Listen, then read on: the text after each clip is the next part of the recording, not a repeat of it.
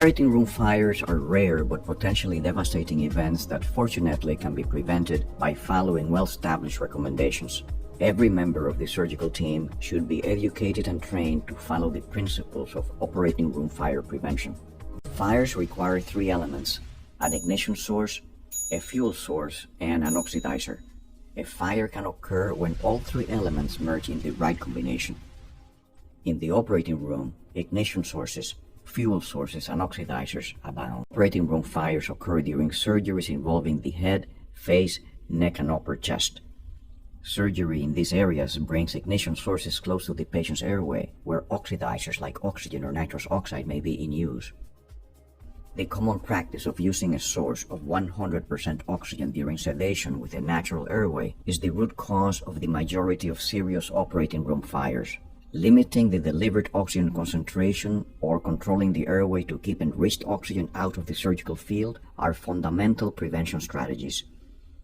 For procedures in the airway, always consider limiting the concentration of oxygen to less than 30% and avoiding nitrous oxide even while using an endotracheal tube. Preventing operating room fires requires a thorough risk assessment before every anesthetic and careful management in high-risk procedures.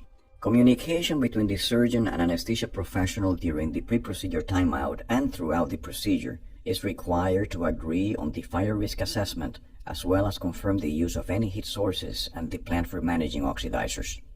In all cases, nurses and surgeons must avoid pooling of alcohol-based skin preparations and allow adequate drying time.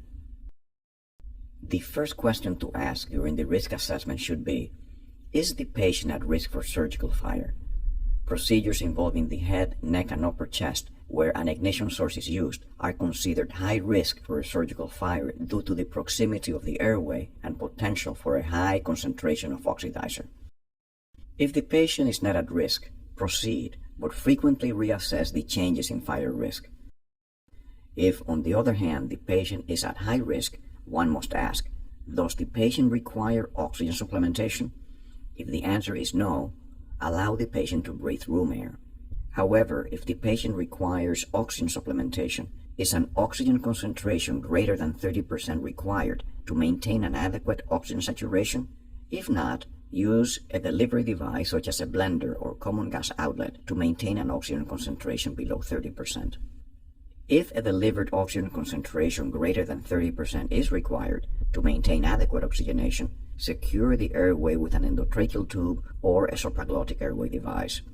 Although securing the airway is the preferred method for preventing fires, for rare cases where using an airway device creates an undue risk or is not feasible, oxygen accumulation in the surgical field may be minimized by open draping to provide wide exposure of the surgical field to the atmosphere.